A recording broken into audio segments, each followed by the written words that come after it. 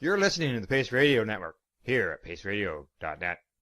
The views expressed by the individuals during this broadcast are their own opinions, and they may not be the same as those of their group or other organizations they may be involved with. All medical advice during our broadcast is not a medical opinion and should be checked with your medical physician.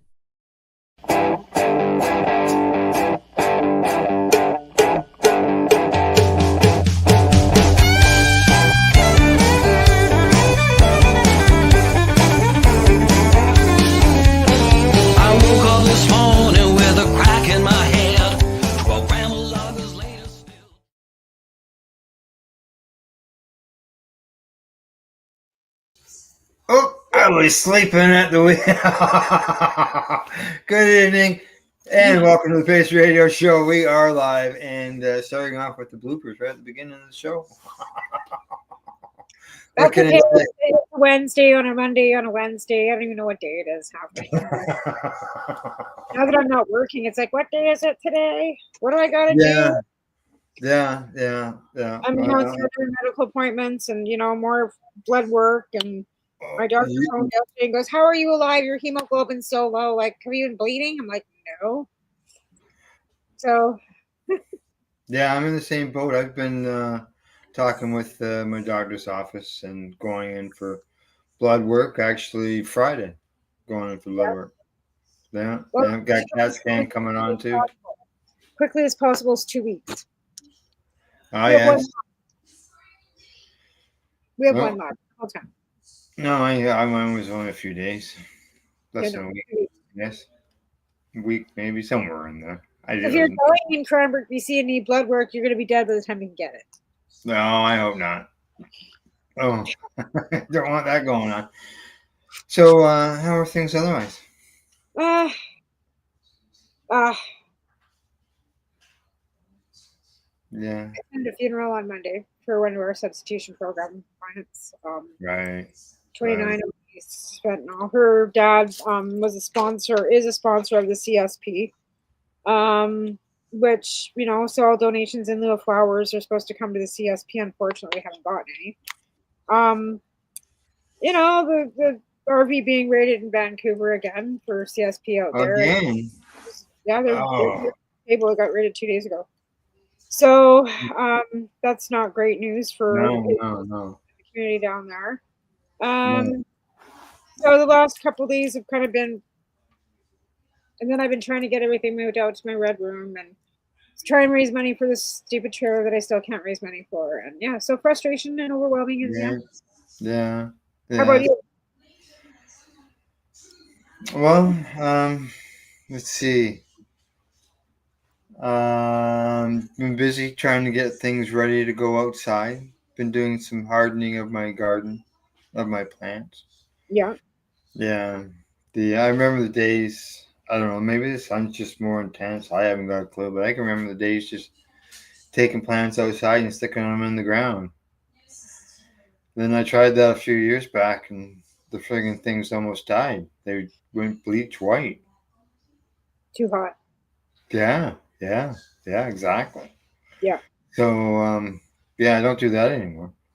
I'm finding that even with the houseplants, I took a lily outside and it was doing fine when I took it out. I come back from the store and it was like all falling over because it's too hot out there for it. Too hot. Sun too intense. Yeah, that's what I figured. And they went white. Like, I went, oh, fuck, what's the hell's going on there? I actually, the first year I did that, I transplanted them again, thinking that that's what the problem was, bad ground, because I'd never really experienced it. So, yeah, well, you think that they all plants are supposed to love the heat and the sun and everything, but they don't. Some of them don't really like that intense sunshine. It's too hot. They burn. Like they blister. It's like sticking a pale woman with red hair underneath the sun and expecting to blister, right? Some plants are just super sensitive. Yeah. No, it was too hot for them. So now I give them a little bit of sun, a little bit each day. Yeah. Some direct sun, some diffuse sun. Allow them to get some wind, so they get used to that. So when you get them out there, do they? Well, last year you had quite a good success with them being out there. Do you think it's as hot this year? Or? I'm suspecting that it will be. Do you think you should get some shade cloth? Pardon me? Do you think you should get shade cloth for them? Like you can get shade cloth. Oh, I know. I never thought about that. Yeah, because you can get shade cloth, and then you could just like make a lean-to, like like a big like a shade screen, and then just kind of move it around. Just a thought, because that's something you could do, especially because they're in the ground. It's not like you can move pots. I need one. I would need one for each plant because otherwise I couldn't. I'd have to enclose them in a building. Right. Exactly. That's not going to happen. No. No. So, but see what happens. You never know. Right? You can get those big umbrellas. Yeah. Have umbrellas over them. Have an umbrella for each of the plants, right? Make sure that it tilts, right? So you can. Yeah, so they can just intensity of the sun, whichever way it's going, you can just kind of move it around. Right. Exactly. So, so you mentioned you had a participant in the CSP program pass on. Right? But I think you posted that you also had good news. Yeah, we also have another one that was talking about going to treatment after there was an incident up at Meyer. At that service too, I made some connections with some Kanaha social workers and stuff that actually go out there. But it's become very dangerous out there, actually, and it's probably I've been warned not to go out there at all. Like me and Taven, for now. Oh, really? Yeah, because there's is it in a different location? There's some violence going on out there, and there's people being robbed and beaten up and bear sprayed, and it's just not a good situation right now up there. We're not sure what's going on, but the two of them, one's in detox right now, and one's looking to go to detox. He was going to go talk to somebody that could get him into rehab. But yeah, there's been some pretty intense stuff going on up there right now. So I'm helping. Like I said, I had to, they all have my phone number. I've met a couple behind the McDonald's here this week, and again, why how I know all these things that are going on, because I do meet them. I'll meet them off site, in a public place where there's lots of other people, kind of thing, where I'm not going to put myself in any danger. And I'm not sure if it's the drugs itself that are causing this, because we already know that there's some toxic drugs going around. We know that they're toxic. There's been a notification that's come out of Nelson from the IHS already. I'm not sure, but this said it's one resident up there, and he was one of the reasons why I lost a couple of my volunteers too, because he's that. I think you've. I see. I just got a notification letting me know that we have one of our feeds is dropped. Uh-oh. Yeah. It's a Facebook thing. I know. They're just getting worse and worse all the time for censorship, and they say, "Oh, we don't censor you," but they surely do. But what I'm going to do is they suggest to leave and then come back, so that's what I'm doing. See what happens. Okay. Bye. No, I know. No, I'm on the Facebook page that went down. I shut it down, then I just restarted it up again. So now we're broadcasting back to them. Right. Gotcha. Yeah. No, like anybody who catches it afterwards will only catch it from this point on, I think, because it dropped it, right? So I think it would start up again. So yeah, so you had one person this time about doing rehab, so that's right. Yeah, and like I said, and anyways, it's a volatile situation anywhere where you have drug addiction going on. And then on June the 20th, because we've had so many youth, and there's been a lot of squawking about the skate park and how the dealers and stuff are hanging around and introducing drugs to our youth. There's going to be a Take the Skate Park Back rally on the 20th of June at 7 o'clock at our skate park, local skate park. And we're going to go down there, a bunch of us parents, and say enough is enough. Right. Shouldn't be subjected to this. We shouldn't have elementary school kids that are being chased out by high school kids that are trying to force them to do drugs. And if that's the case, then we have to, be making the schools and whoever aware. But the thing is, these kids aren't all in school. And we have a large population of youth in our town that aren't attending school, and nobody seems to give a shit. Oh, really? They're just not going to school? They're not going anywhere to learn anything? Oh, they can do online, or they can do whatever. Like Taven was doing the online. They were exactly. And if you hadn't shown up for 3 days, they were going to reach out, make sure everything was okay. I heard from them once the whole time that he wasn't there. So these schools here, or this school district here, are dropping the ball on so many of our youth that we've got a whole element of kids on the streets. Yeah.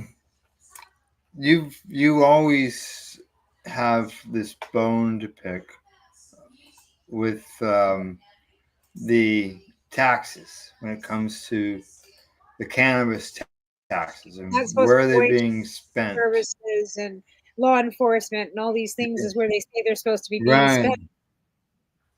Correct. Well, it just happens that this has happened. The BC MLA questions Minister of Finance on cannabis tax revenue and the enforcement. And which MLA was that? Let's see. Millboro, Peter Millboro, Millbar from Kamloops. You see it right here. Yeah. Yeah, good. It's about time somebody's asking the question. I've been asking them to ask the question for fucking how many years? And sending messages, and to my MLA too, to Shapika 100 times. But he's not an MLA anymore. We got fucking Stinky Pete now who does nothing. So right. Okay. Now, it says that he questions about cannabis related to the province's 75% share of the federal cannabis excise tax, which was forecast to be about $110 million a year over the next few years, and how it is being spent, as well as double standards in the province's enforcement of its own retail regulations. So this guy is asking some questions. Now it says, first, in reference to BC's expected $110 million for its share of the federal excise tax at $1 a gram, he asked if the provincial government were sharing this with the BC municipalities. The Minister of Finance responded that it does not share this revenue with municipalities. They're keeping it all. Why aren't they? Which the Kamloops Centre MLA said was an expectation of the Union of BC municipalities, which has been calling on the province to share that revenue. Yes. Since legalization. Yes, it was. Yeah. Now, the BC's Minister of Finance disputed that this was ever part of the agreement. No, it's in the cannabis legislation. They can look. Or with the federal, or it says it made with its municipalities or with the federal government. So if it's in the legislation, because the agreement is also with the federal government. Although not officially part of the federal government territorial agreement, Canada's Department of Finance has said in the past that its expectation is that a substantial portion of the revenues be transferred to local communities. Right? That's why they opted in. Like when they came forward to opt into allowing cannabis stores in their communities, they were under the impression that they would be getting kickbacks from the provincial government for fucking taxation. Now, it says in 2020, the Union of BC Municipalities reported that a survey of its membership revealed $11.5 million in incremental local payments costs per year for 3 years following cannabis legalization. Because that money was supposed to be helping the municipalities with the enforcement of things. Yep. The money goes into the Consolidated Revenue Fund for programs like healthcare, education, and childcare. That's what they say. That's what they've said in the past. All right. Now, as of May 1st of this year, the BC government has received $420 million of those taxes based on sales through December of 2024. Yeah. Yeah, I know, right? Yeah. Okay. So what the municipalities have to do is start raising a stink. Yeah, really. City councils have to all get together and start raising a stink with the BC government, asking them and demanding they get their fucking cut in that. Now, okay. Oh, tobacco stuff. Because since the beginning of, they were supposed to get 11.5 million, right? Supposed to be transferred to the municipalities. That's $57 million over 6 years. Well, there you go. Well, now you know. And now our municipal taxes are going up. Why? Yeah. Well, at least now you know that Now I know where money, that money. Now I know here who to hit. BC Finance Minister. Yeah, because like you're not getting any of it. It's not. None of it's going to local municipalities. It's all staying on the provincial end. That's complete bullshit. I will be making. So you must have. They must have a hell of a. What do they say? Child's program. We don't. We don't have. We don't have doctors. We don't have fucking nurses. We got ERs that are shutting down. It was going for. Oh well, that's a bunch of horseshit too. Our healthcare is not that great. We don't have. We have like our ER hasn't been shut down, but Elkford has. Our rural ones our ERs are being shut down. We're for doctors, like. Yeah, it goes for programs for healthcare, education, and childcare, according to the article. Okay. No, we'll be asking some questions on that then. Now you know. That'll be great because that'll spur the conservative I've got just to fucking, cause some shit, right? Anything that costs some shit. Here you go. I'll send you the link. That way you'll have some information. For sure, do that. Because that's some good information to have there, Al, because I didn't know. Like I said, that's what you get. I just happened I saw the article today, and I went, wow, that's something that Tamara's been asking about for a while now. Yeah. Where's all the money going? At least now you know. Provincial government's keeping it for they say healthcare. This doesn't sound like a all-out slush fund, but hopefully it's all going to that stuff that they list. Right. Exactly. Yeah, like I said, that's kind of like kind of disheartening to begin with. Like, to even hear that. Like, because here I've been banging on about this whole fucking thing and really banging on. And like I said, when I asked the one city councilor, he didn't know anything about it. He didn't know. I can see why he wouldn't know. Nobody knows. Why don't you know about this? You got to talk to the province. Yeah, so maybe they should be inquiring about this. So well, there's some names. Yeah. Get some city councilors on this. Like, get a petition going, something. There's got to be a way to get that money coming into the municipalities, because the municipalities need it just as much as anything else. Like, seriously, like, we have libraries and we have arenas and we have infrastructure. Like, and if you want to break it down to like, what is what, we even have like Cranbrook housing. So we can have people in low income housing, because municipalities have their own housing projects too, as well as the province, right? Yeah. Oh, look what I got. Yeah. See what I got? See what I got? Oh, how is it? It's all right. I'm sitting here eating it right now. It's stickier than it can be.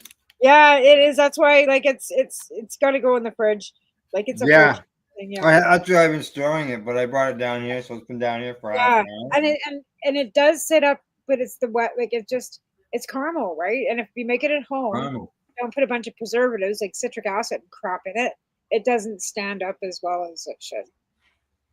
Well, I'm using my dab tool to eat it. Oh yeah. But be careful. Well, if I don't make it to the end of the show, you know why. Those ones are pretty strong. Those ones. I like I said, I've been actually eating a bit of it because it's been helping my pain in my hip. Like not Oh, really yeah. asking it, but it's making it so I don't have to take the morphine. So that's where I'm at with it. Right. Right? Right. Like it's just so much. Uh-huh. And that's painful in itself. Right.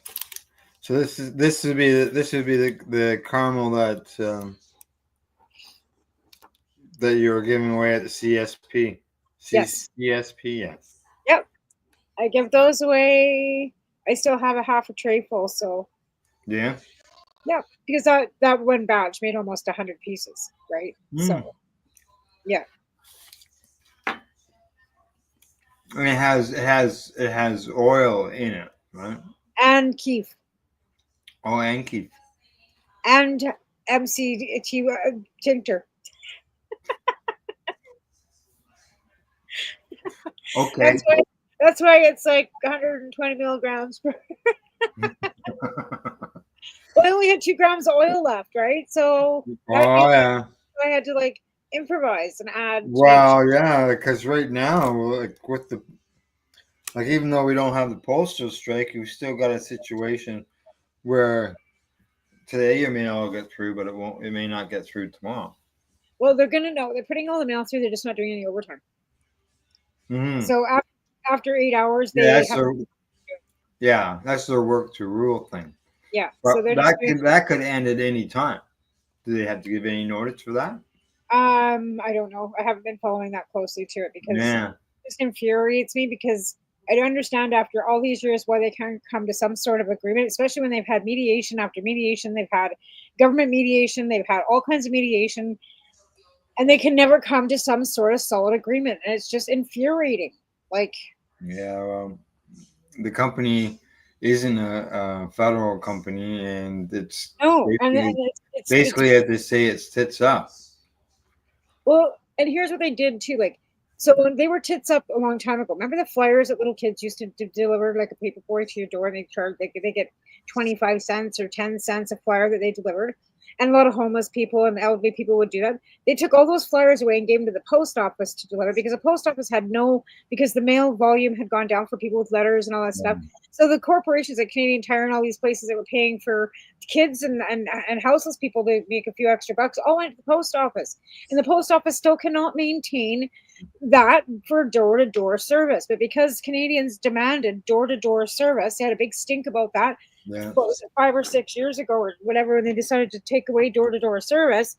In order to keep door-to-door service, they had to, and the overhead kept up because people's wages have to maintain a certain level for inflation, right? So you can't have a postal worker out there that's been there for 20 years making $17 an hour. So of course you expect the wages to increase to up to standard of living. I get that. So I don't have the answers. A living wage, I think they call that. I don't have the answers. The living wage is $25 an hour, and nobody's getting that anyway. Yeah. Well, I know I'm not. All right. Well, talking about giving, there is a city that is giving residents cash thanks to cannabis. Yeah. I went, what?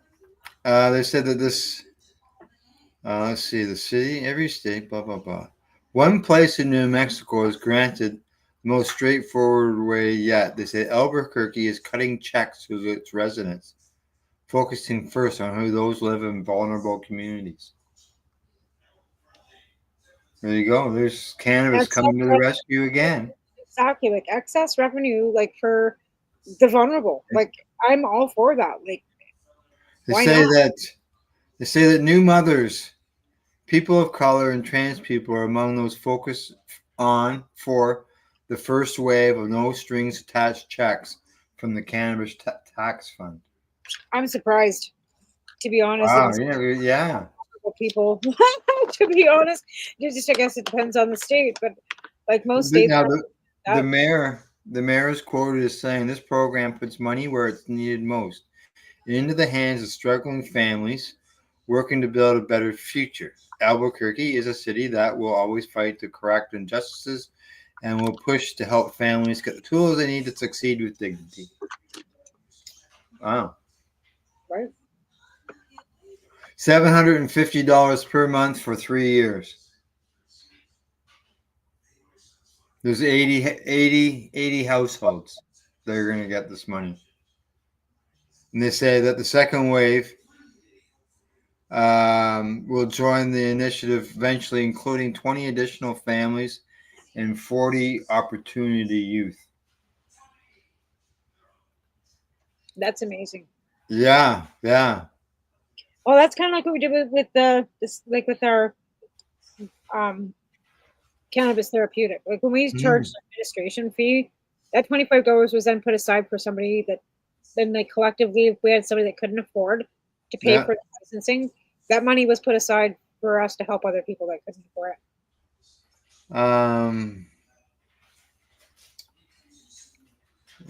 Well, good to see that somebody is doing that. And well, that's what the money was supposed to be meant for. Like when we were lobbying for it, we wanted it to go to healthcare, education. Well, that's where it's apparently going in BC.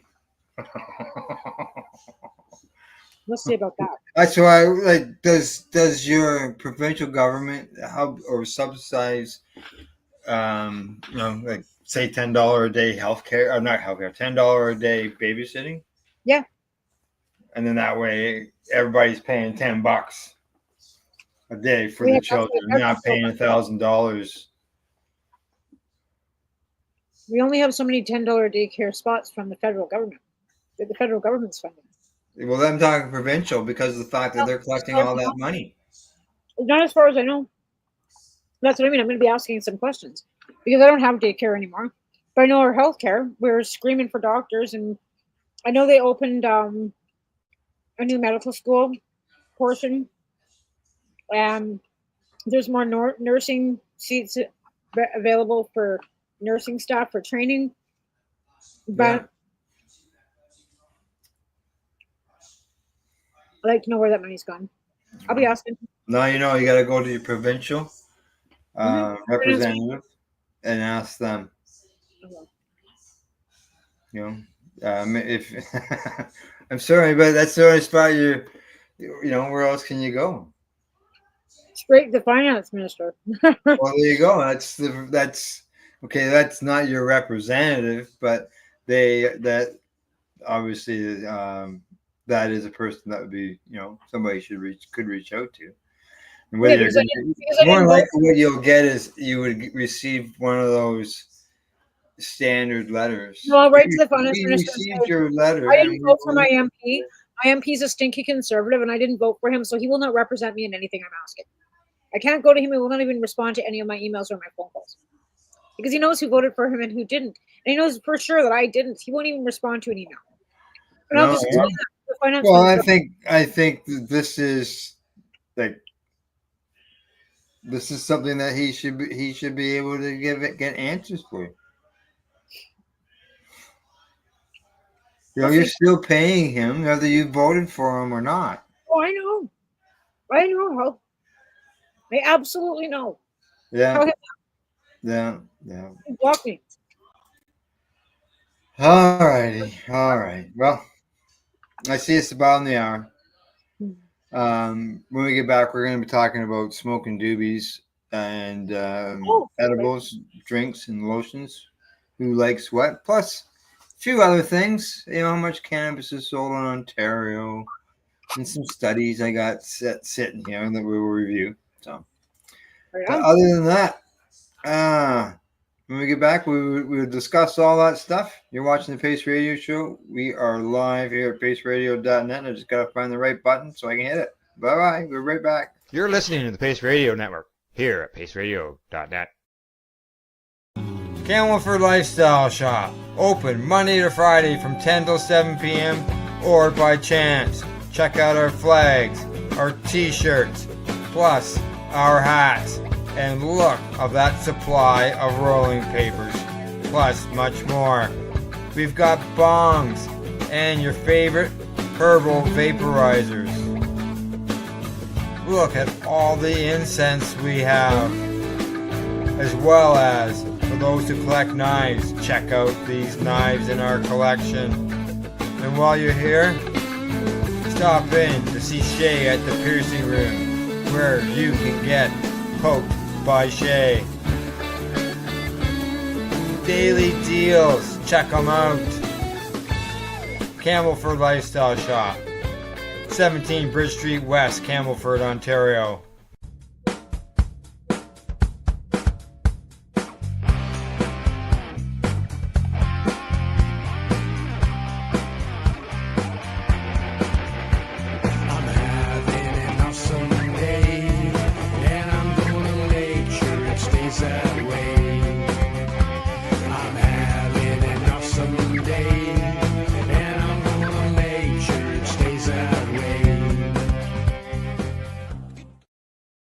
Limestone City Hydroponics is Kingston, Ontario's hydroponics shop. Take your growing to the next level and create the optimal environment with a tent kit, or maximize your yield with an ebb and flow flood table kit. Either way, Limestone City Hydroponics has more sizes and options to fit your needs. Are you looking for the power of the sun that adapts to your budget? Then look no further, as they have professional grow lighting. They have indoor grow systems that are easy and cost effective, with many options to fit your living space and lifestyle. Cultivate your growing potential. We have everything you need to succeed. And if you can't make it to the store, they offer local delivery to the greater Kingston area. Remember, when you're looking for experts to help you grow, then look no further than the locally owned Limestone City Hydroponics, 105 Sunderland Drive in Kingston, Ontario. Call them at 613-548-0420.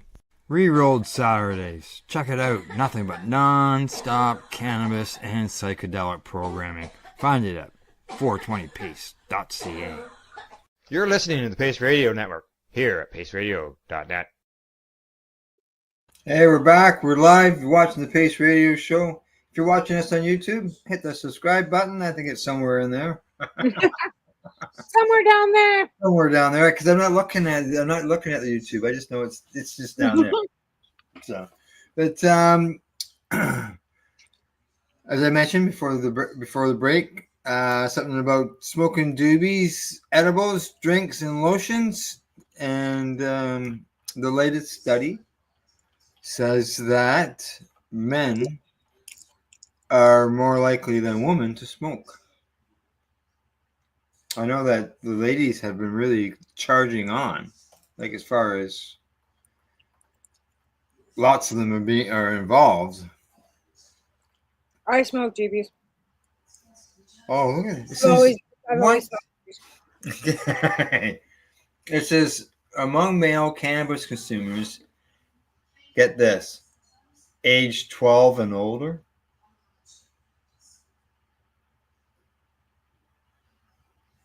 Where was this study done? The National Survey on Drug Use and Health. So that would be the federal government in the U.S. Here in Canada or in the States? No, U.S. U.S. Okay, I was going to say Canada. No, this is in the U.S. Usually ours is 15 or 16 and older. But this is 12 and older. Uh-huh. Yeah, 20% of them said that their most common mode of consumption was smoking, compared to 14% for female users. Yeah, because I don't. Yeah. But the female users were more likely than males to report using topicals. I could see that. Topicals, lotions, creams, transdermal patches. With 2.5% of females reported using them and 1.2% of the males. Yeah, because, I can see that. Yeah.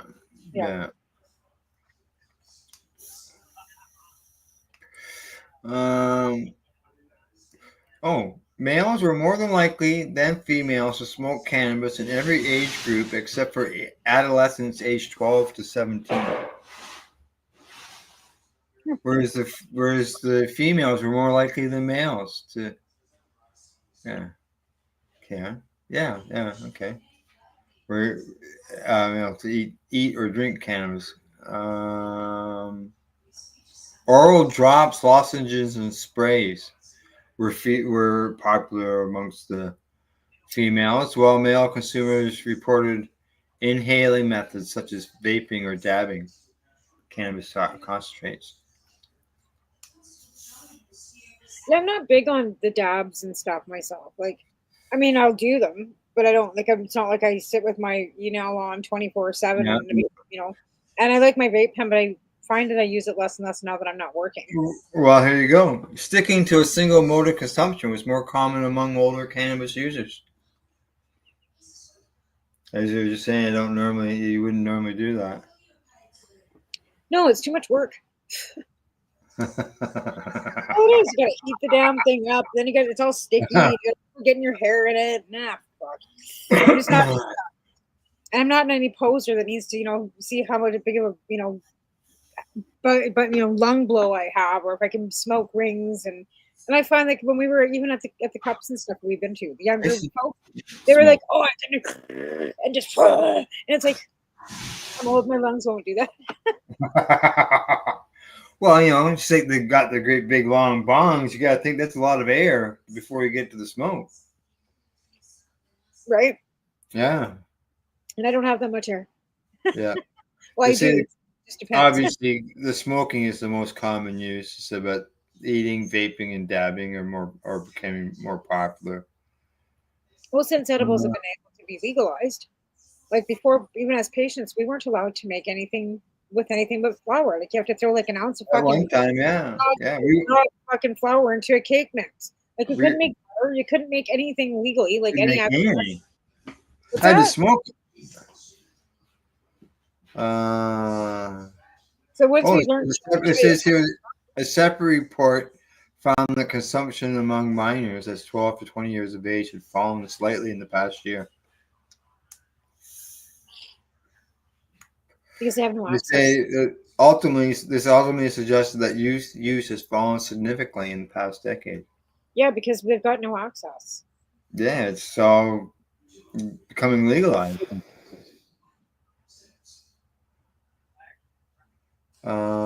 Yeah. Like Americans smoke cannabis on a daily basis, more than drink alcohol per day. Oh yeah, for sure. Yeah. When you drink alcohol on a daily basis, you're considered an alcoholic. You smoke cannabis on a daily basis, I guess you're considered a drug addict. Yeah, that's right. Pothead. That's all right. Roll on that. Where's my pot? Okay. Well, I'm dabbing the caramel here. Dabbing caramel. I couldn't eat it all at once because it'd just be a big gooey goo getting stuck in my system. I take little pieces. I can put it in the fridge, and I'll just cut a little piece off them. Yeah. It's little pieces. Yep. Looks like a dab, eh? It does. Yeah, it does, eh? It's a dab. It's a nice caramel color, golden. Yeah, golden color. You can taste it. That's what Taven said. You can definitely taste the weed, but it's not overpowering, Mom. It's just kind of like a nice, subtle hint. Yeah, that's what I thought. It wasn't. I was glad about that too. Yeah, I don't like that. I don't like that overpowering weeds taste. Now, I also mentioned something about Ontario before going to break. In 2024, here in the Ontario, with our 1,700 plus stores, $2.15 billion worth of cannabis is sold. That's just in the legal system. That's crazy. Oh, that's an increase. That's an increase of 11% from last year. 432,495,489 grams. That's almost 500 million grams of cannabis were sold. That'd be a lot of cannabis. Yeah, that's an increase too. Yeah. Yeah. Well, I think more people are finding that it's healthier than drinking, right? Like, and it's not as, you can control yourself. Like, you know what I mean? Like, you're not out of control. It's not like psilocybin either, where you take it and you can't control where you're going to go with it, right? Like, and most people too now have educated themselves knowing that if they're greening out, they just have to take a little bit of CBD and that'll help bring it down. So it's like it's a little more controllable, I think, for people like myself. For say, like that's why I smoke cannabis. I don't like feeling out of control. I don't like that out of body sensation of, yeah, I don't like it. Yeah, I had one of those, and I wasn't high. I got run over by a forklift, but that's a different story. Right. Yeah, they say that the price of cannabis continued to decline in 2024. And this because this is Ontario. They said that the number of Ontarians who say they only buy legal cannabis has continued to increase. Well, I go to a cannabis event and there's vendors there, and there's something there that I want to buy, such as some sauce that I bought when I was at the Global Marijuana March. I'll buy it. Right. Yeah. If I go to a store looking for something in particular, like I did recently, which we'll get into shortly, then if I'm looking for it, then I'll buy it.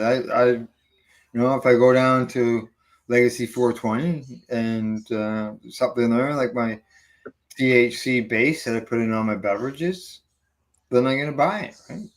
So basically, I support all three of our cannabis. I do too, to be honest. Yeah. I mean, I go out to, wherever. Yeah. And if I don't find what I like there, I'll go to the legal store, because I've done that a couple times and ended up back at legal store because the cannabis was actually better. Let's see. They say cannabis pre-rolls were the most commonly distributed unit, followed by dry flower, then edibles. Edibles surpassed dried flowers in terms of units shipped to retailers for the first time in the last few months of 2024. So edibles surpassed dry flower? Wow. Sometimes some of them legal county bunny gummies are putting people in bed for hours. Yeah. Myself personally, I don't feel shit, but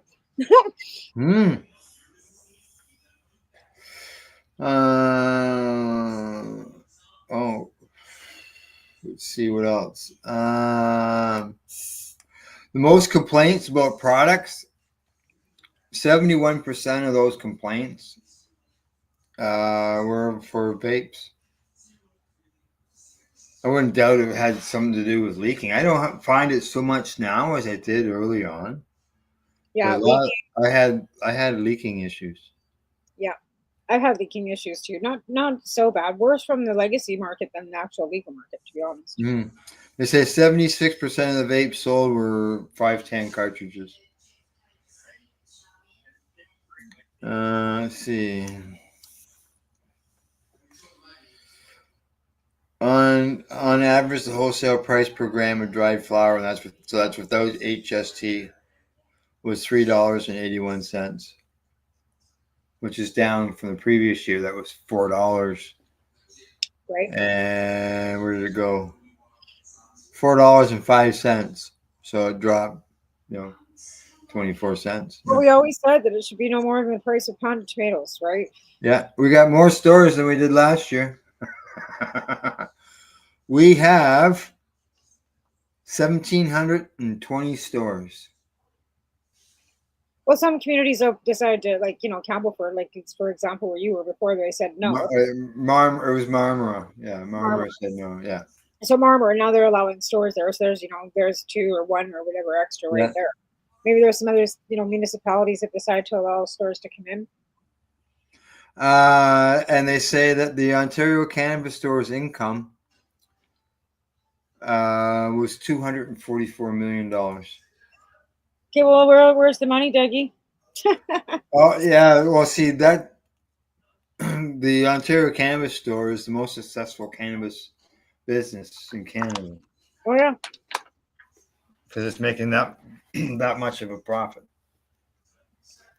And then you had people saying on CTV or CBC today saying that Canada's been in a recession for 2 years. I go, where the fuck have you guys been?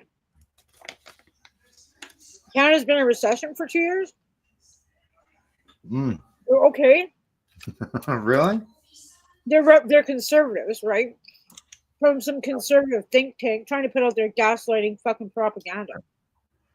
So talking about pre-rolls and vapes. I went out and bought some pre-rolls. And that was because I received a message from Grandma Peaches. Grandma Peaches is a cannabis advocate here by the name of Joanne here in Ontario. And she used to always help out the Global Marijuana March. After the march, she would go around and pick up garbage. And then she would also help me and Marco with the TY shows at the different events. She'd come to the booth and talk to people about cannabis. You know, she also worked at the Vapor Lounge for the TY Expo as well. Help people with vaporizers.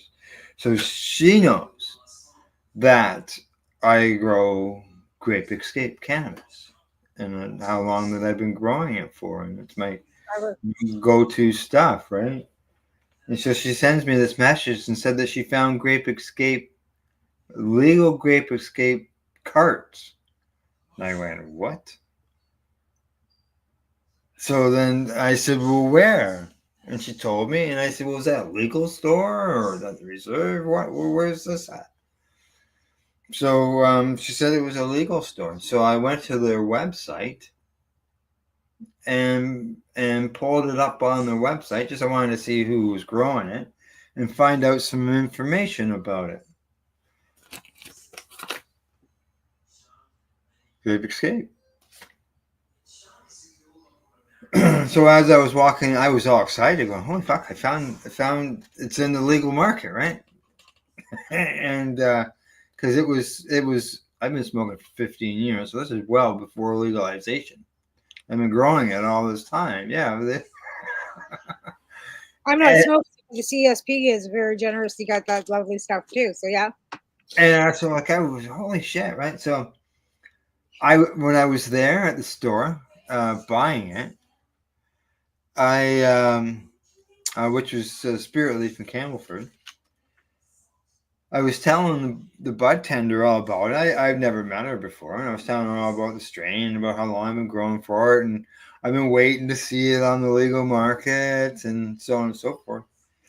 Showed her some pictures and videos of the plant that I grew last year. She went, wow! And then as I was walking out the door, I looked down at the package, and I got to see who Mom and Dad were. What the strains were, right? The lineage of it. And I went, oh, that's not what I was told. So I thought, what the fuck? What this is yeah. So and the THC is lower than what I grow. Mine's at 21 or just over 21. And it was 21 and a half, and this is 16. So I went, And so Mom and Dad, this is Grape Stomper crossed with Grape OG. What?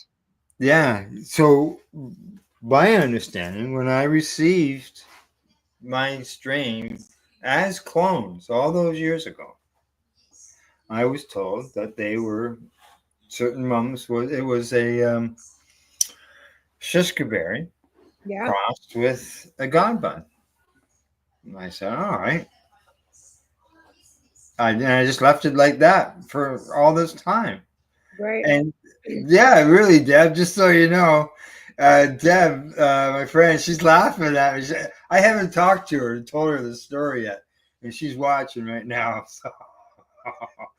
But I thought something's not right here. So I went looking online to find out, like, what is this thing all about? But just so you know, at Spirit Leaf, as far as what they say about the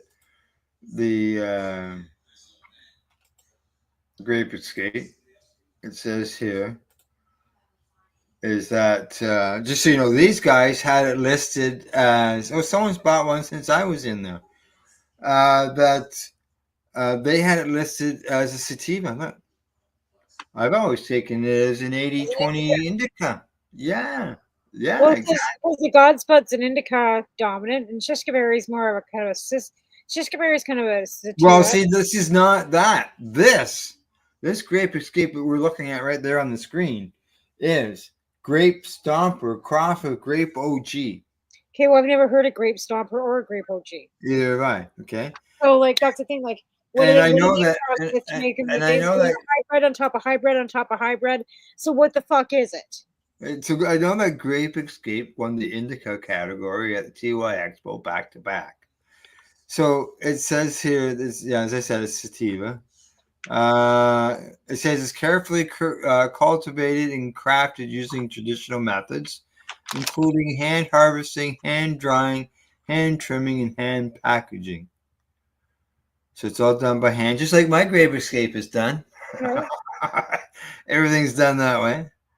It says it's known for a distinctive aroma and flavor profile, which features a strong grape scent with hints of sweetness and earthiness.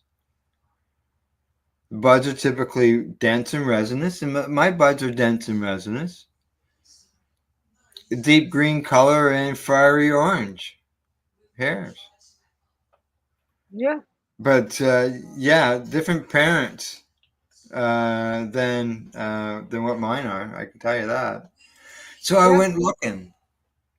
What strain is grape is Godbud crossed with Shishka berry. So I went looking, and I found one here quickly as we were doing the show, so I don't have the same website that I had the other day. Oh well, here you go. It's I see some of it there. Okay. Here we go. Turns out my search of Godbud and the Shishka berry is that it's called Nukin. Nukin. Yeah. Nukin. I've had that before. And as I said, 80-20. And look at that. Nukin is 80-20. Godbud and Shishka berry strains. THC levels between 13 and 25%. I'm at 21.5.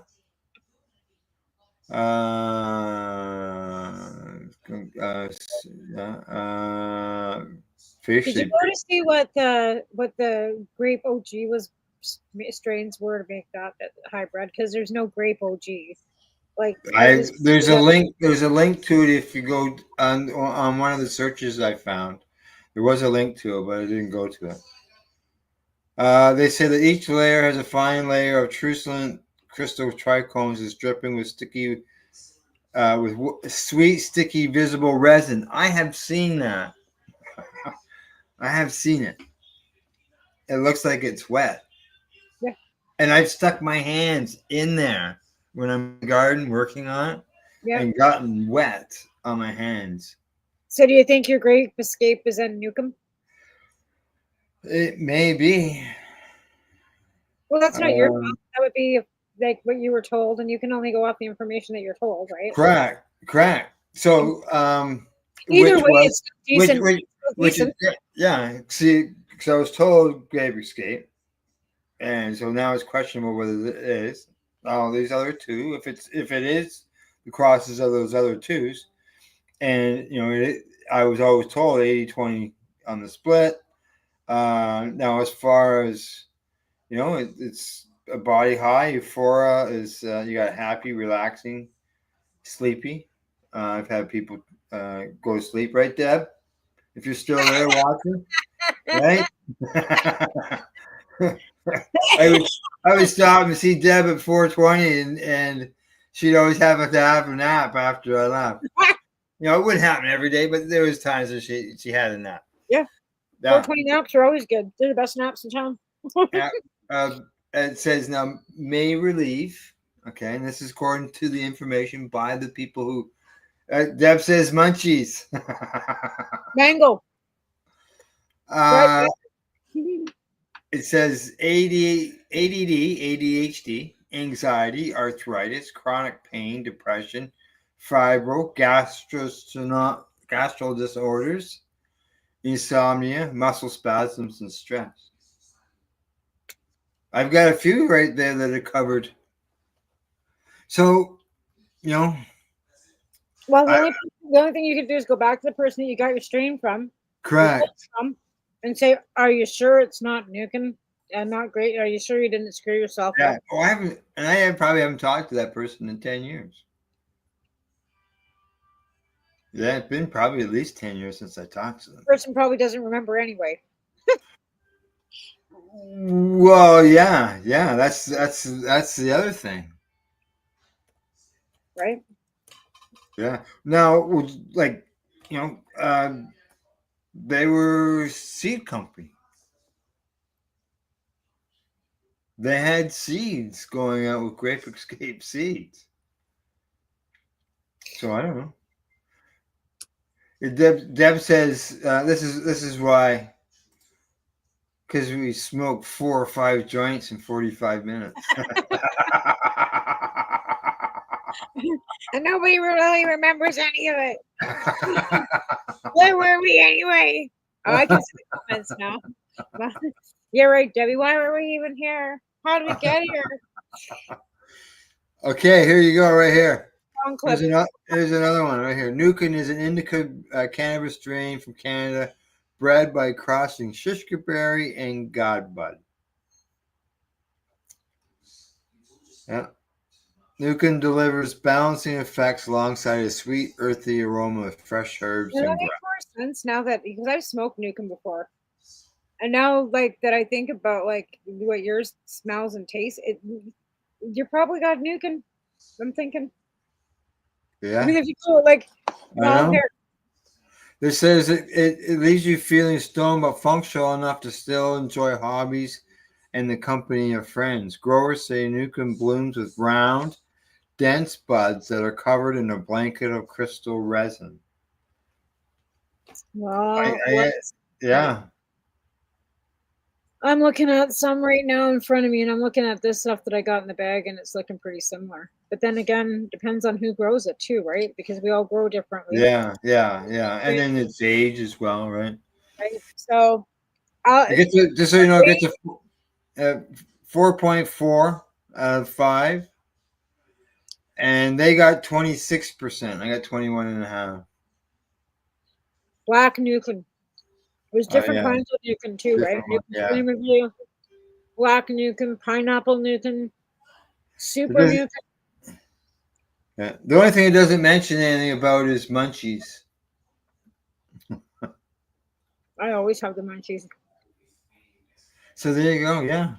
So maybe that's, so now I got down to the question: do I change the name of my strain? Well, yeah, I would think so, because you're, I don't know, it's your weed. Well, that's what somebody actually was. Why don't you just change the name? Why don't you just change it to Al's Weed and just be done with it? Somebody else said that. Just call it A&W, Al's Weed. Yeah. What kind of weed is it? I don't know. Al's Weed. I have. It's pot. Like it's just pot. It's pot. I have a friend of mine. He's 80 years old. He actually participated in the Karma Cup judging last year. Yeah, I remember that. Yeah.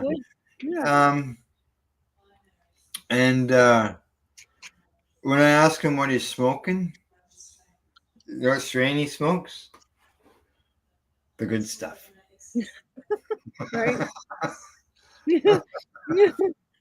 Always the good stuff. Deb says that she won't be buying any from the store. That's okay, Deb. We'll buy it. We'll buy your share for you.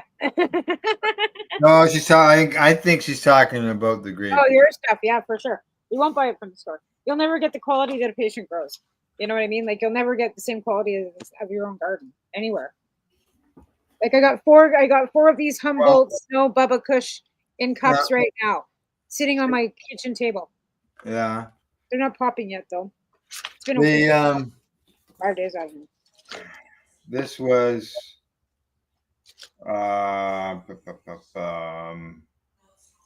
packaged on November the 5th, 2024.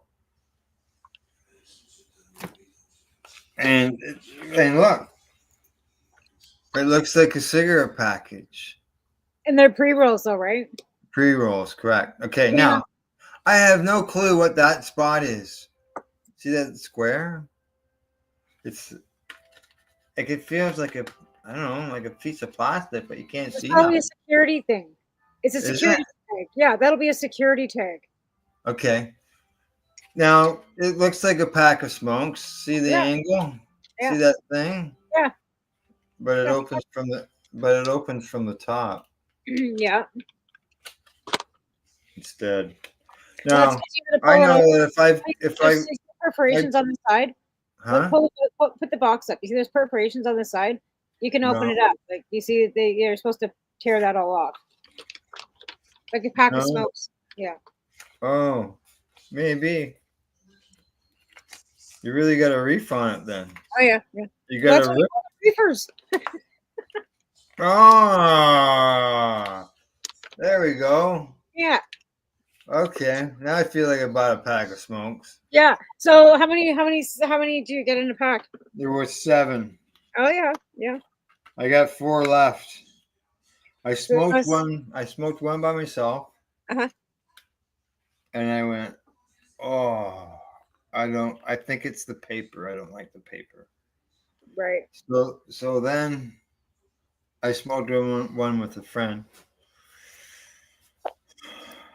And he didn't really say too much about it.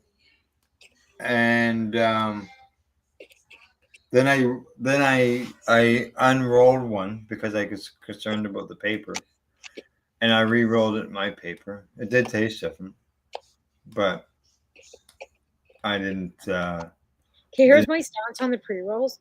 The pre-rolls, they use whatever they can scrape off the floor, and it's their fucking shakes. They can use whatever off the fucking floor. I never buy pre-rolls because every time I do that, it tastes like fucking pencil shavings.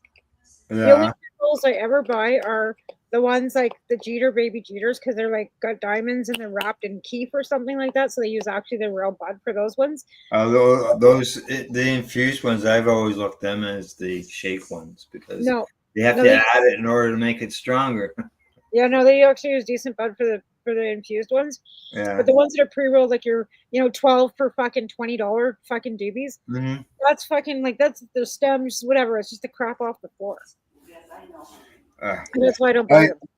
We're gonna go to break. I'll Deb, I see you're still here. When you get back after break, I'm gonna do some experimenting with StreamYard, and I'm gonna see if I can get you involved in this. So Deb, we'll I'm not find out. just- Yeah. All right. Okay. Off we go to break. When we return, we'll continue our discussion. I got some stuff here on some more studies. We got some London is going to talk about decriminalizing cannabis, and we got some speed rolling contests or something going on as well. So you're watching the Pace Radio Show. We're live here at paceradio.net and at 420pace.ca. You're listening to the Pace Radio Network here at paceradio.net. Limestone City Hydroponics is Kingston, Ontario's hydroponics shop. Take your growing to the next level and create the optimal environment with a tent kit or maximize your yield with an ebb and flow flood table kit. Either way, Limestone City Hydroponics has more sizes and options to fit your needs. Are you looking for the power of the sun that adapts to your budget? Then look no further as they have professional grow lighting. They have indoor grow systems that are easy and cost effective with many options to fit your living space and lifestyle. Cultivate your growing potential. We have everything you need to succeed. And if you can't make it to the store, they offer local delivery to the greater Kingston area. Remember, when you're looking for experts to help you grow, then look no further than the locally owned Limestone City Hydroponics, 105 Sunderland Drive in Kingston, Ontario. Call them at 613-548-0420. Are you looking to get your medical cannabis grow license? Limestone City Hydroponics can help patients through the process of obtaining their license to grow medical cannabis. What's that? You don't have a doctor? If you meet the medical criteria, Limestone City Hydroponics has a nurse practitioner who can assess and provide medical cannabis prescriptions. What are you waiting for? Contact Limestone City Hydroponics at limestonecityhydroponics.ca or call them at 613-548-0420. What do you find at paceradio.net? People advocating cannabis education. Enjoy the buzz of legalization with Campbellford Lifestyle Shop. From lights to plant nutrients, books, consumption accessories, and more, we've got all your basics to grow or consume cannabis. Visit our info center or take a look at our piercing services and body jewelry, now available in-store through Campbellford Lifestyle Shop, 17 Bridge Street West, Campbellford.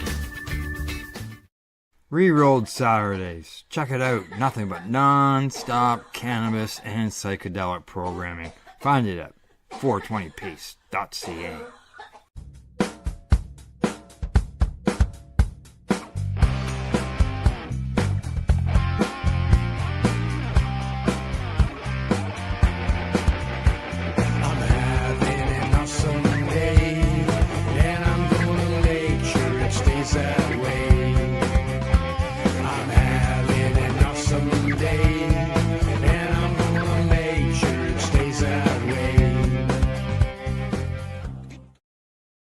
You're listening to the Pace Radio Network here at paceradio.net.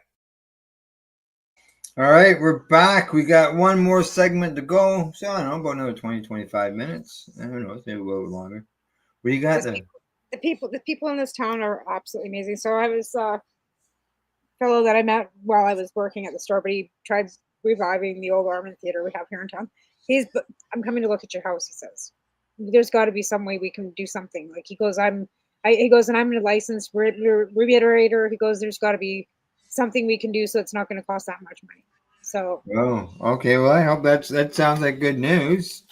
Hopefully, you can do something to help you in that situation. Fuck. Anyway, but okay. Yes. Alrighty. Gonna get Deb to come up. What's wrong, you chicken? Yes, Deb. Okay. What I'm gonna do? There's a new button here, and it says "Show comments on stage." Chat overlay lets you display live comments directly on your stream. Please note that some platforms, like Twitch, may have specific guidelines limiting display of comments from other destinations. All right, well, just so you know, we don't broadcast to Twitch. So, let's see. We don't broadcast to Twitch? No. All right, well, let's see what happens. If Deb's there or anybody else, I see we got some viewers. Want to send us a message, say hi, happy 420, whatever. Just so we'll see if your comment shows up automatically on the screen. That'd be interesting. You know, that could be a scary thing, you know. Well, I know. Well, I don't know if I can comment as a. Here, we'll see how it works. Maybe I can. Because it says post a comment. Where am I? Stupid mouse.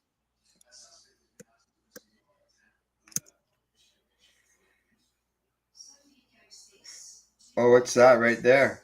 Right there, it says hi. Hi, everyone. Oh, you can see it down in the bottom here. You can see it. Yep. You're down here. Oh, okay. Yeah, down in the corner there. Yeah, okay, all right. It's pretty, small because like I'm watching it. I have to operate the board at the same time. My screen isn't full screen, right? So if you hadn't pointed that out, I wouldn't have known. I was waiting for it to show up. Like at the bottom here, like yeah, same as like I thought like this. You highlight them, right? Yeah. Yeah. Right. Don't know how to join. You just have to I'll have you join. Send you the link to come up, like a share. We mean join. You mean like by coming on to the program? Yeah. I can send you the link, Deb. You can join us if you want. And then you'd be like a panel. Right? You'd be on screen just like Devin, Tamara, and I. Well, you don't have to. You could just come up as voice. I think you can just mute your camera. We wouldn't have to see her. That's what we do on TikTok. Yeah. have Yeah. to show your camera if you don't want to. Yeah, correct. Yeah, I think you can just. I can think stop you my can camera, and then all you'd see is like you just turn off the camera. Yeah, like that. Yeah, there we go. we both did it at the same time. and then there's nobody there. It's like, whoop, they're both gone at the same time. Okay, so I guess we can. I could just probably turn that. Yeah, okay. If I turn that off, that takes them away.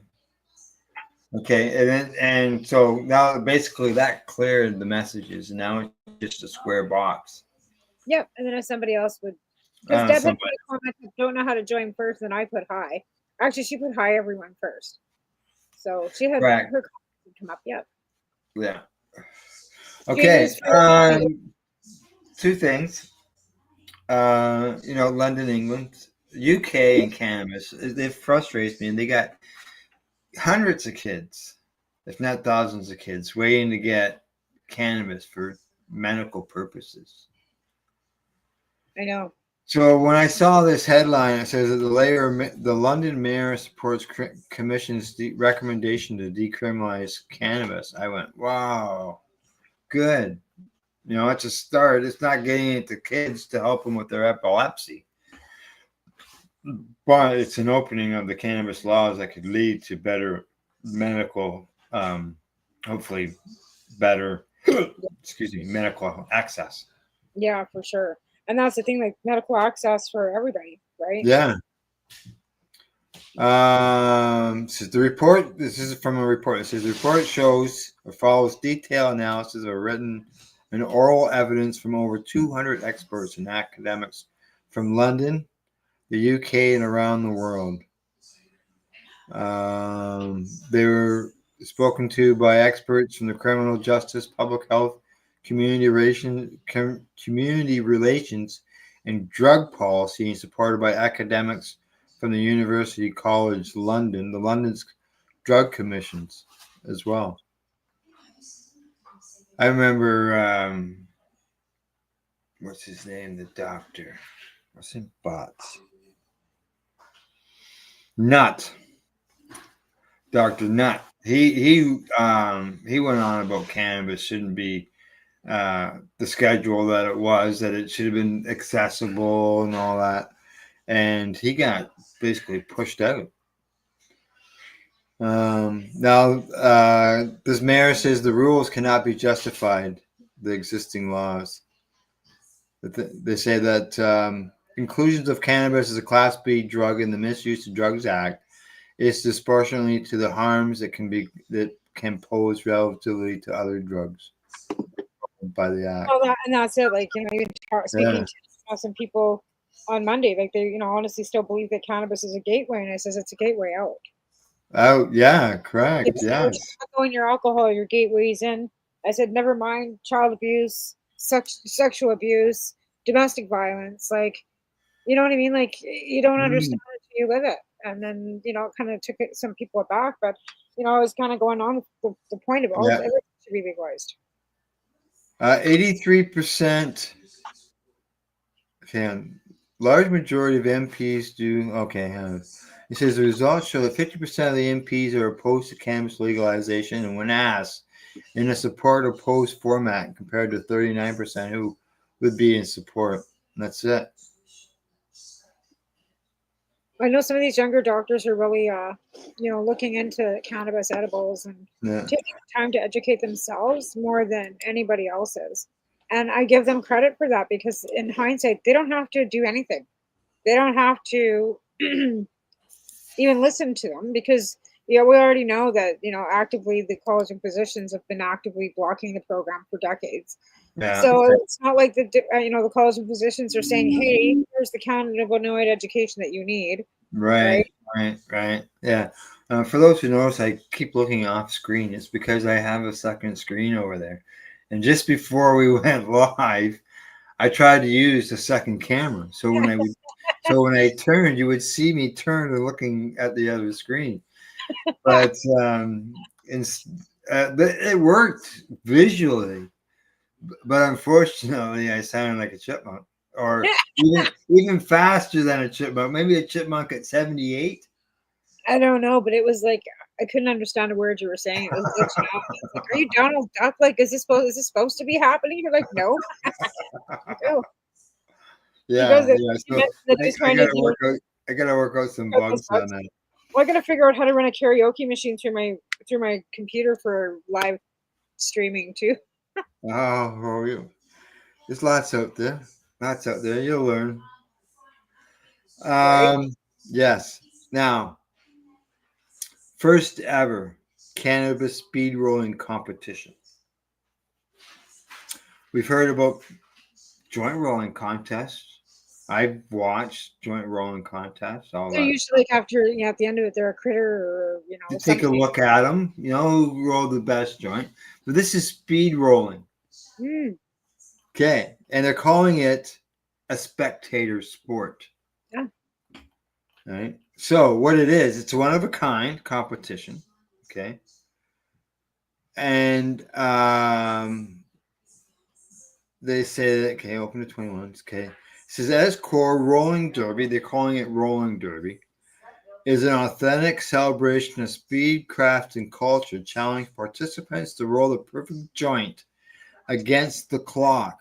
The inaugural season will feature both a global online competition open to cannabis enthusiasts worldwide, as well as a series of high-pro live events across California venues. So everybody around the world can participate. Well, I know who the fastest roller is in Canada. That isn't me. So this isn't just some joint rolling contest that now the sponsor is Raw. The competitions will last 4 months with a championship final where the top 16 fastest joint rollers will compete. They're let Remo know. Yeah.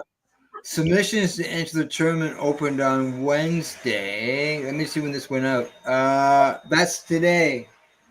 Okay. Unless they meant last Wednesday, but they're just saying Wednesday. And will be accepted through June the 30th. Okay, so you've got a month to get in there. To enter, prospective competitors must post a video of themselves rolling a 1 gram joint, starting with whole nugs, and you got to post it on X or YouTube with the hashtag Rolling Derby. There you go, folks. Hang on. Hashtag Rolling Derby. Let's go. I'm going to go to YouTube. And it's being sponsored by Raw Papers. I'm gonna hashtag rolling.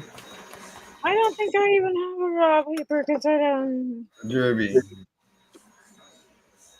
Better spell Derby, right? Where are these ones? No.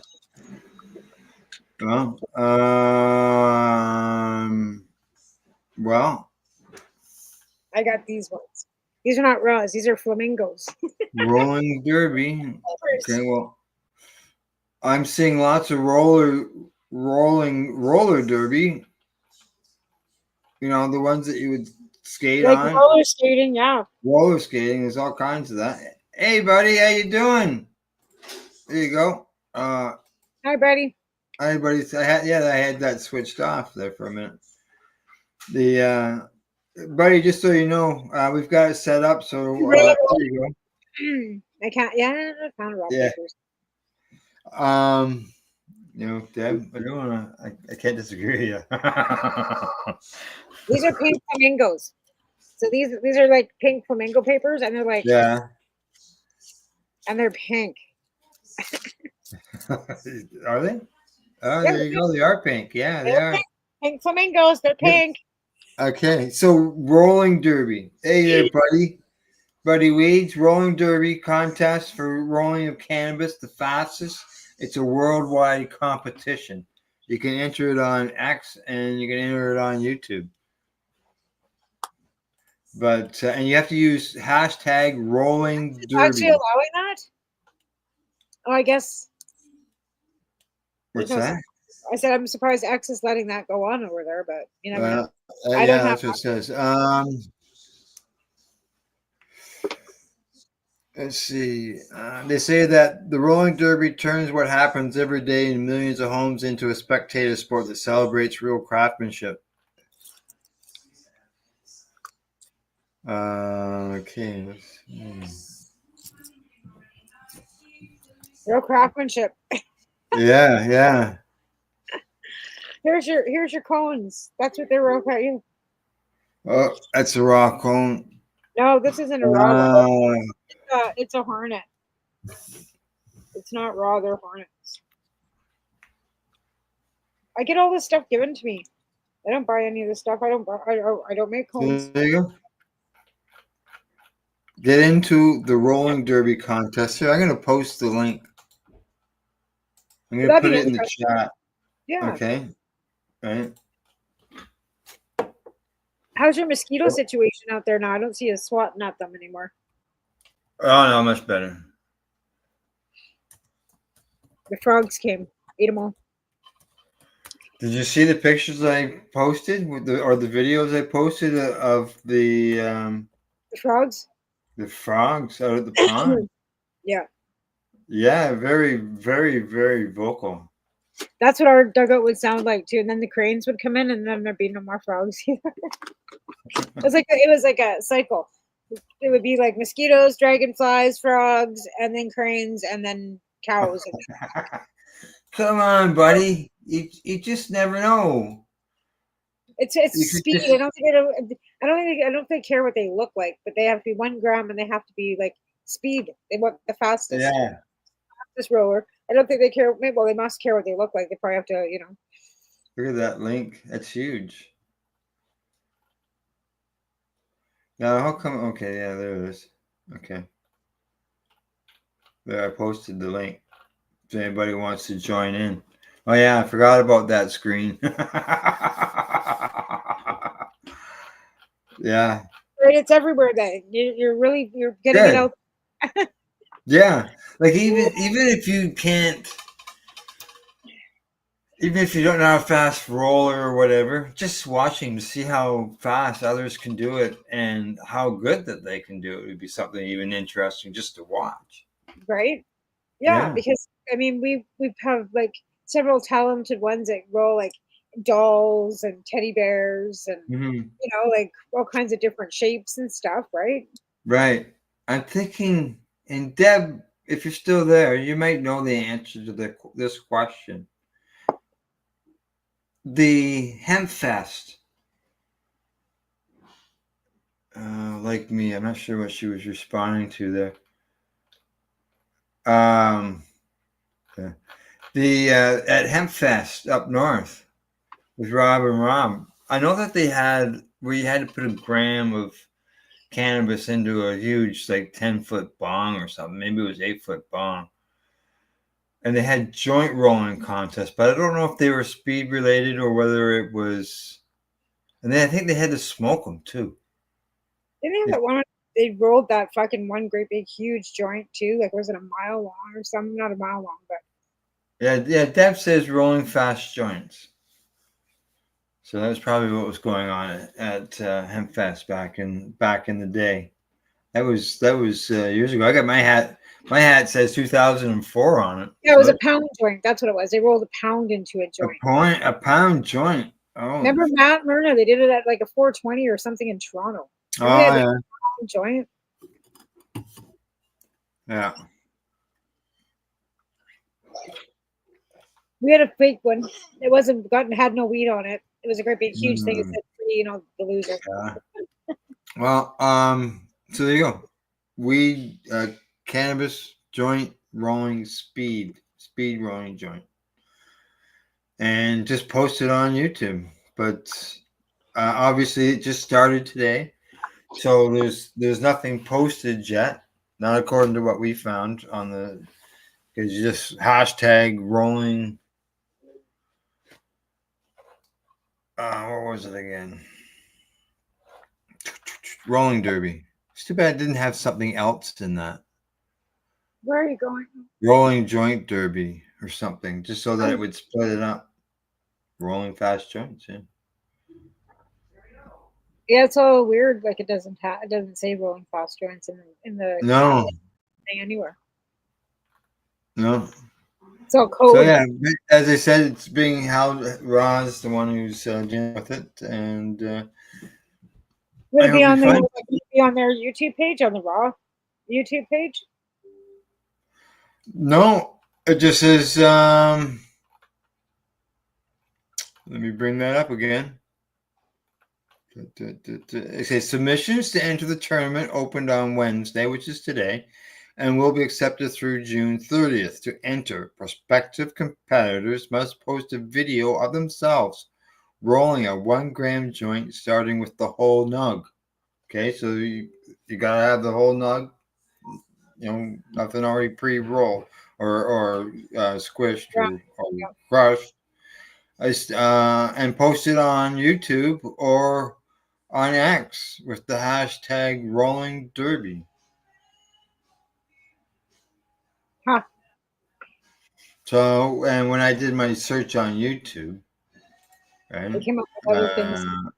I didn't find anything, but like it just started today, Yeah. right? So, I'm just gonna click on another button here and see if it changes anything. I'm gonna add a word to the search.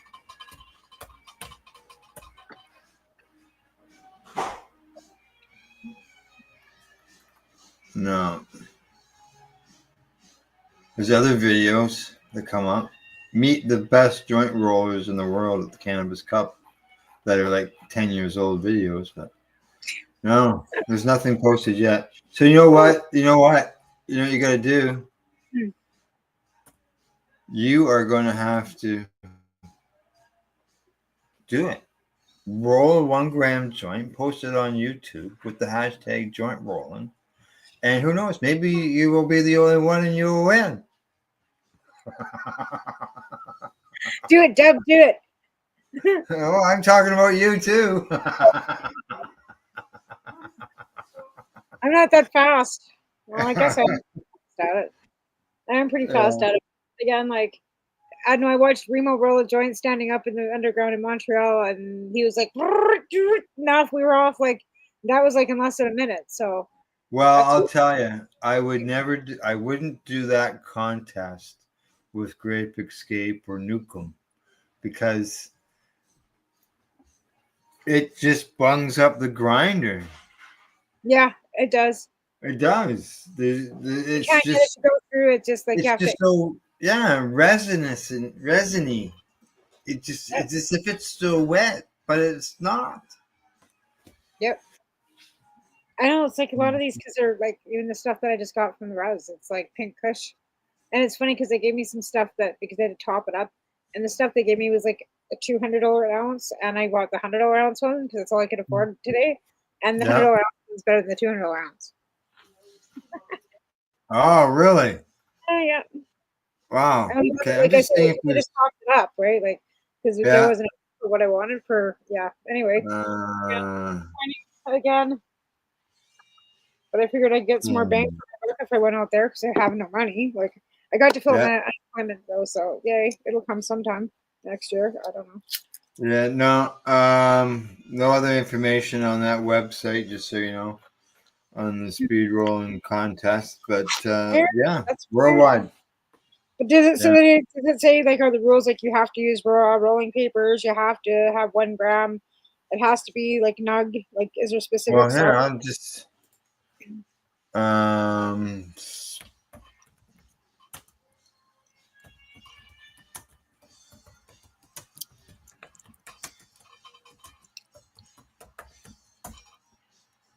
I just did a search for it.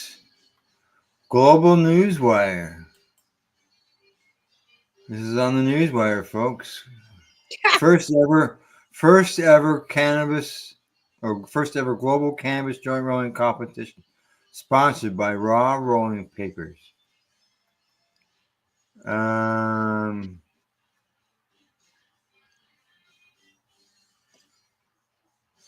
Okay. Let's see if I can find any more information.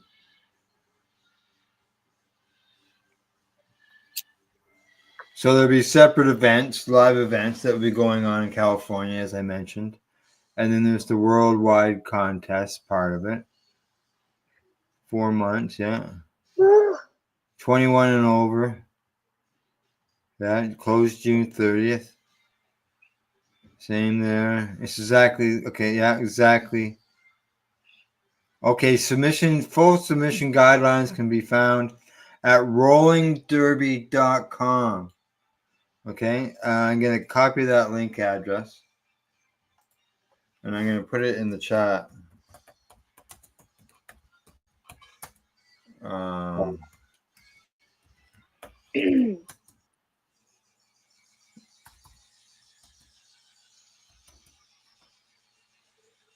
Okay, so anybody who's interested, there you go. Actually, that didn't copyright. It copied the Newswire link. So I'm just giving me a second here. I'm going to update that. Newbie and the Doobie comes on at 10, so we got 29 minutes to get there. Hang on. There we go. I might even bring this up. I'm going to put it in the post first. Okay, there we go. And Right on. RollingDerby.com. One more.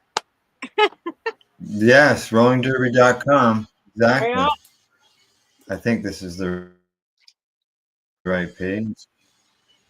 Yeah, there we go. Look at that. Come on. Oh, an error occurred, it says. Probably because I wanted to do so much so quickly. Yeah. The internet's going, Just not smooth this now. over. Come on, StreamYard. Catch up here, buddy. There we are. Yeah. Okay, so here you go. Right on.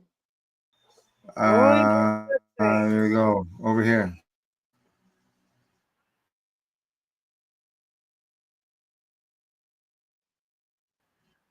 Yeah. Rolling Derby. It's a high end.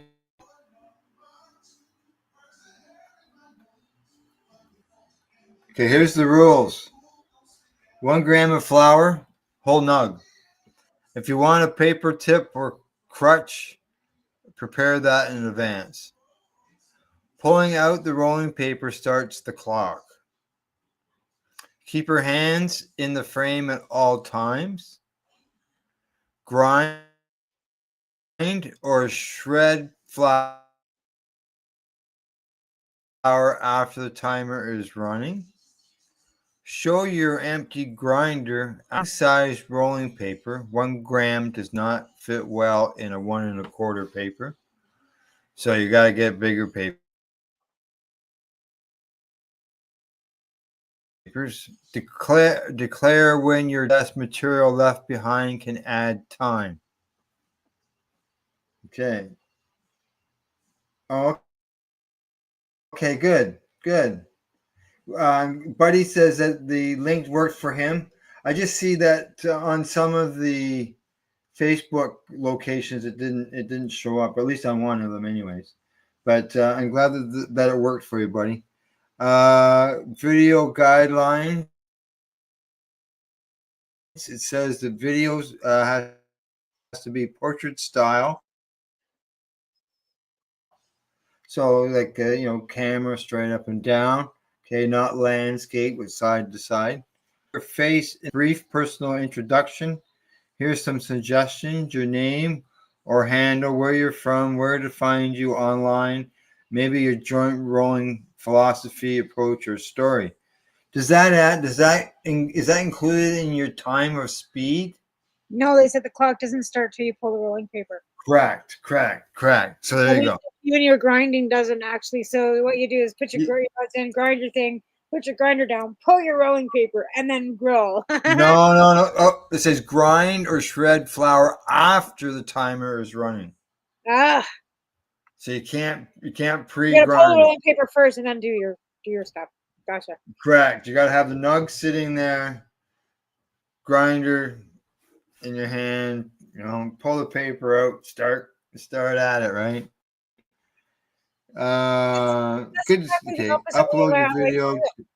I can always grind and then pull the paper. That's just not correct. So what you would do is you would say your name, where you're from, you know, so that your information there at the very beginning of the video, and then if everything all set up and ready to go, you pull your paper, the timer starts, and then you grab your bud and you start grinding it. You got to roll it, get it finished, hold it up, say it's done, and see what happens.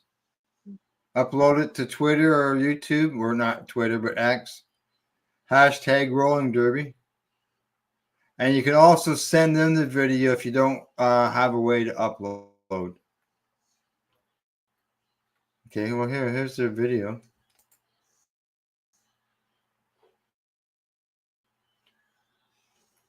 Hello, rollers. I'm here with everything you need to join the online rolling derby. I've got a gram of flour. I've got king-size papers. Ours are with raw. I've also got a tool here for scooping my flour. You can use the back of your papers, your hand, anything. I've also got a crutch, and the crutch is already rolled. So we need you to use a tip, but you don't need to roll it within the time. So it can be prepared like mine is. And I've also got my grinder that's ready to go. So the timing's going to start when I pull the paper, which I'm ready to do. All right. Here we go.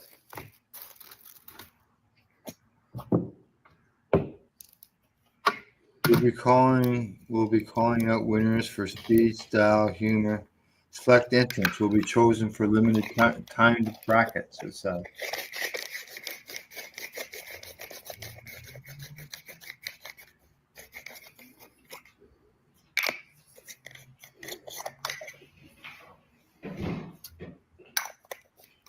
Okay, can't leave much behind either, right? Because that means you didn't use your whole gram.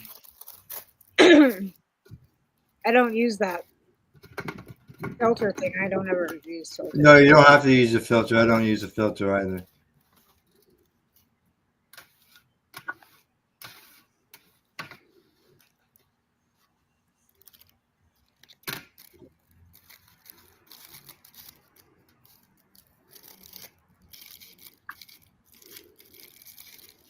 Kay would already have that house smoked.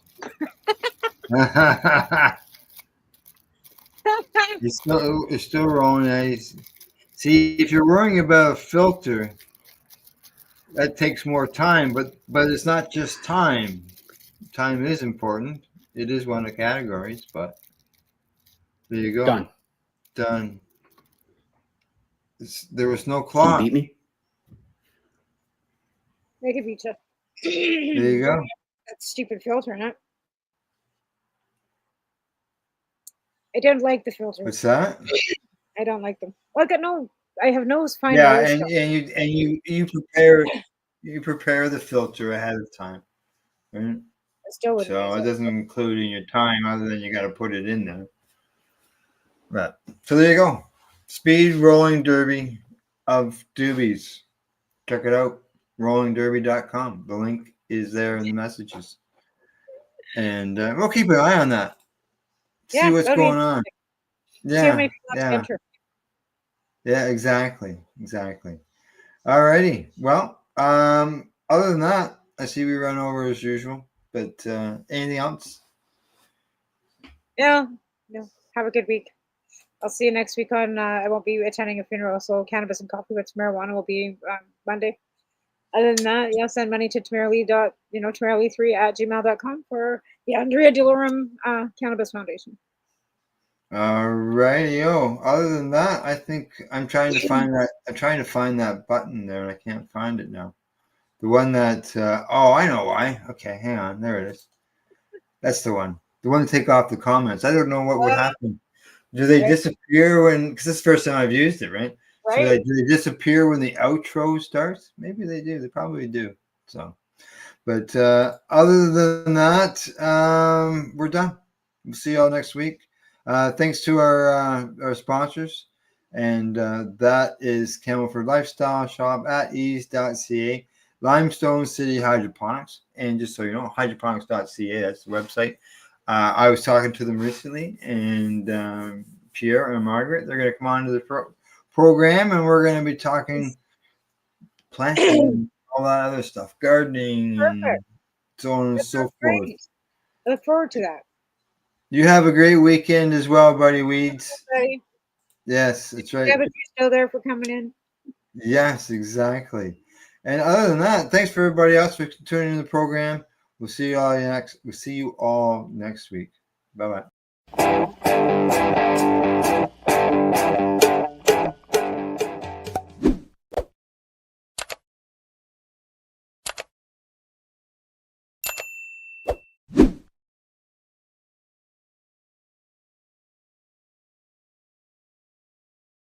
Let's share PACE everywhere. That way it can help create peace. People everywhere advocating cannabis education. You're listening to the PACE Radio Network here at paceradio.net.